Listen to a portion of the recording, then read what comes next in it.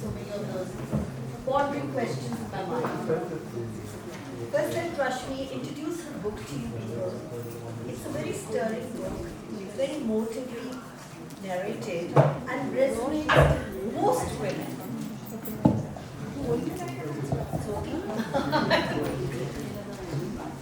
So, The Green Olive Tree by Rashmi Kaushik. Now, undoubtedly, it's a very deeply moving account of resilience, growth, and self-discovery. And I think Rashmi holds no bars when she exposes, when she narrates her own personal experiences, which is a great, tremendous, soul-opening thing to do, because you are actually putting it down on paper and pen, and you're letting everybody dwell into it, your inner personal thoughts and feelings that you've gone through. Most women do not like to confess or even expose. And even then, how they got themselves out of that could be a solemn thing, could be poignant, could be sad, despondent, whatever, or could be happy also. So, Rashmi, The Green Olive Tree, what made you select that title? Thank you, Harmonicka, for the question.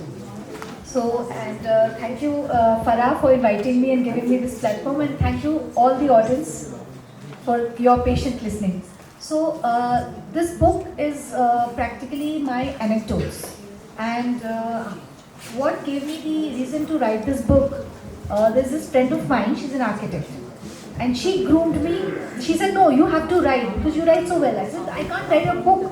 I can write blogs, but I can't write a book." So she said, "No, you have to write, and it'll be my birthday gift." And when I was pondering for the title, so then she told me that you can select this title, The Green Olive Tree, because that is a tapestry of bond, love, and affection. That is what the Green Olive Tree stands for. So that is how I got this title. Wonderful. So, Rashmi, I think the audience would like to know, rather, where's your, what you okay. So we'll just read 1 or 2 chapters. Okay. And we'll let the audience get absorbed also in the same breath. Now, parenting is a delicate balance of love and understanding. When our kids feel embarrassed by us, audience, could we have your undivided attention without the murmurs and the whispers, please? When our kids feel embarrassed by us, it's an opportunity to embrace humility. These moments of connection strengthen our band. Okay. In this chapter, Rashmi actually says, "I'm sorry." That also to her children. And in this search, for identity and belonging, they had inadvertently pushed me away, not out of malice or disdain, but out of a misguided sense of self-preservation. With this newfound understanding, I was able to forgive their past transgressions, to let go of the hurt and resentment that had festered in my heart for so long. I embraced them with open arms, with a love that knew no bounds and a forgiveness that ran deeper than the ocean, like I think typically every mom would do. And in return, they welcomed me back into their lives, into their hearts, with the warmth and acceptance that filled me with gratitude and humility. Rashmi, would you like to dwell or give us an insight onto this particular experience in life? It definitely is not a 1 day or a 1 month experience, it's over the years. Because you are actually raising children to be better human beings. Plus you're trying to be their friend also, correct, as a mother? Of course, the discipline, danda, but a friendly one. So what made you come out with this chapter? To expose it, to talk about your, how you went through that phase, that you understood their resentment, as well as how you overcame. Would you please like to tell the audience? Sure. So when I was giving, when I had conceived my son, I used to feel okay. delivering is very easy. Delivering is very difficult, but bringing up is very easy. So one of my friends, she told me, no, you're wrong on that.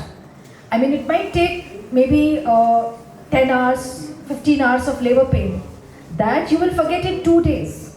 But bringing up children is not a piece of cake. And big clap for all the mothers. I think you all deserve a big applause. It is not. Gentlemen, please. So when I was raising the kids, like my husband, he used to be away on sailing. He was a naval officer in the Indian Navy, and there were long periods of sailing.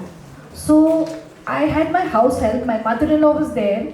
They both supported me a lot, but it was really difficult. And when children, when they were growing up, their teenage time, and the kind of things they used to come up with. When I used to walk in their rooms, Mom, please give me some privacy. Absolutely, they need the privacy. They used to just bang the door on my face. Yeah. When you were growing up, Yeah. maybe you would have not said so brazenly to Yeah. your parents. We would. But we also needed it. It's not that we were born adults. Yeah. We were also born kids, right? So you must have also said it. Yeah, but then that time, I used to feel very bad. How can they behave like this? And I used to come up with a drama. I have nurtured you. How can you behave with me like that? And they were like, Mom, please give me a break. We don't want this lecture. Sorry. So they didn't want that. And they used to get embarrassed when their friends used to come. But slowly and slowly, I made them come around with a lot of love, patience. That's what. That's the thing. That's even like not only children, anything. Even as a class teacher, I think, or even as a, let's say, even as a neighbor, we have to be more gracious, loving, understanding.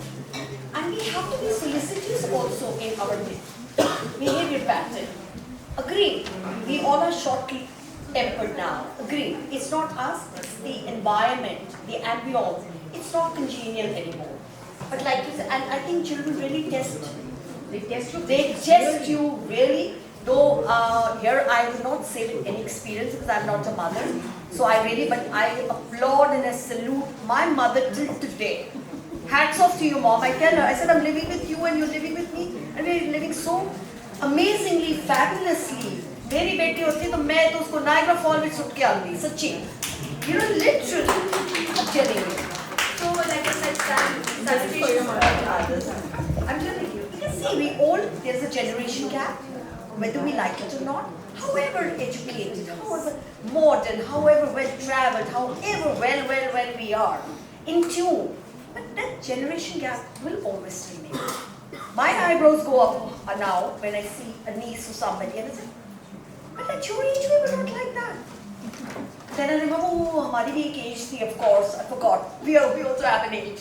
So that's it, but it's very nice because this is something which I think most women will resonate. Yeah, it's a lovely, in short stories, the green olive tree, and I like the way you actually weave the tapestry of love, bond, friendship, as well as your own shortcomings. How you have actually, overcome those shortcomings. Exactly. And probably make them your strong points. Yes, exactly. So now we go to this which all women love to do. Any guesses, women? What you all love to do? Except for gossip. Like, shopping. Yes, shopaholics. This is our birthright, whether we like it or not. So there's this interesting chapter. Endless cycle of buying and addiction may have led me astray and regretted becoming a shopaholic. Addiction hoti hai shopping mein? Yeah, I always thought only liquor and drugs is addiction. I thought shopping is normal. Eat karte hum log. So, now Rashmi, what stirred me, what caught my thing about you, especially you confessing it. My friends often joked that I had an addiction to shopping, but I never saw it as a problem. Most of us are in denial. It's okay. To me, shopping was a form of self-expression, a way to showcase my personality and a style to the world. Each new purchase felt like a celebration, a validation of my taste and preferences. However, as time passed, I began to realize that my shopping habit was more than just a harmless pastime. ठीक है जिनके husbands ATM machines हैं तो ठीक है, you know, but women who actually are doing a commendable job of working diligently, hard at financing their things, again, it's really to think about, ponder about. It had started to affect my finances, leading to mounting credit card debt and feelings of guilt and shame. I would hide my purchases from my loved ones. Ladies, कितनी ladies करती हैं ये काम? They hide their purchases from their loved ones. Very good women. Nobody hides anything. I do.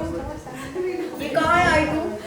I hide my books from my mother. Very good. That I don't blame you. I'm a concungenarian beta. I still hide packets because my mother says, "What is this nonsense?" Same. Ye bags, Same here. full of She's books. tired of Fast forward. You are to still very young. You still have the thing. Look at me at this age. I still hide. And I would hide my purchases for my loved ones, pretending that I had bought the items on sale or that I needed them for a special occasion. Every day in our life is a special occasion. I don't think so. We really need to identify whatever catches our eye, whatever appeals to us, or whatever we desire. हमने तो लेना ही लेना है, सीधी बात. Exactly. Good. I like that positive response. Deep down, I knew that I was using shopping as a way to escape from the realities of my life, seeking temporary happiness in material possessions. Now, material possessions. Tell me, Rashmi, since we know what you were doing and what you were addicted to, okay? What made you realize that this was really now a problematic situation for you? Because of course, you're living in a family. You have your husband. He might be overseas, but he comes home. You have your young teens. You have probably your in-laws. So now, what was your solution to this? Because there is a thing, you have penned it down that through therapy I realized that my shopping addiction stemmed from a deep-seated need for validation and approval. Was that the important thing, the validation and the self-approval from society and others gauging you from top to bottom? Not exactly, yes, but the deep-rooted insecurity. How it stemmed up was that I came to stay with my brother and bhabhi when my mom passed away. And in those days, like my brother was an engineer, but he was not earning that kind of money. And it's a personal story. I don't know, people might resonate to this or not. My bhabhi, maybe it's not her fault or whatever, she used to not buy things for me, she used to give me her hand-me-downs. So that got me, that really rubbed my self-respect, because I used to feel that she's given me her hand-me-downs and she's not buying anything. So when I grew up wearing those, and when I got married, my husband came to know about that, and he said, "No, I'll make you shop." And he used to just shop like crazy. And that got me into shopping like a shopaholic. Like somebody is like a workaholic, so that got me into shopaholic. But then later I realized, I'm not doing. You wear something for 2-3 times, and then you just started. I had my cupboard full of clothes, and then I started really feeling bad. So then I thought maybe therapy will help. So that's how I got into that, and slowly I stopped that habit. I mean, not stop, but decrease that habit. But you decrease that. Yeah. We can never stop any addiction. We can only delimit it or decrease it, right? Yeah. After all, we are humans. हम कोई goddesses तो है नहीं भाई. ठीक है? So good. So I would like you to read a short paragraph, whatever, because which story is very close to your heart. The green olive tree has all these very, very, emotive, stirring stories. So which one is close? Just read a small paragraph. Do we have time now? Few minutes? 2 minutes? Yeah, just a paragraph. I'll just read out one short paragraph. All the stories are very close to my heart. Take one time. But yeah, I'll just read out. It was a miscarriage which I had before my firstborn. So I was very happy when I was pregnant. But suddenly what happened, every day was tinged with excitement and antic impassion. My mind was already planning for the future that lay ahead. I was already imagining my child to be born. But one fateful evening, when I felt a sharp pain sear through my abdomen, panic gripped me, and I rushed to the hospital, my heart pounding in my chest. The doctor's words felt like a dagger through my heart. I had lost my baby, and that was my first miscarriage. But slowly and slowly I came over it and resumed. And then when my son was born, I named him the same name which I had thought for my firstborn. So before we wind up this, please, I want to gift this book. It's a book that I had got from Rashmi, and I got it signed to the winner. I didn't know that very soon Naz would be having this lovely Sunday get-together with such literary, personalities as well as compelling minds and wonderful people around. So I'd like to gift this book. Of course, Rashmi will do the needful and Naz. One little small question. Women, what do you think we need to do in this world, in India actually, not world. World ka apne thika nahi hoga. In India, what do we need to do so that our children actually become better versions of us?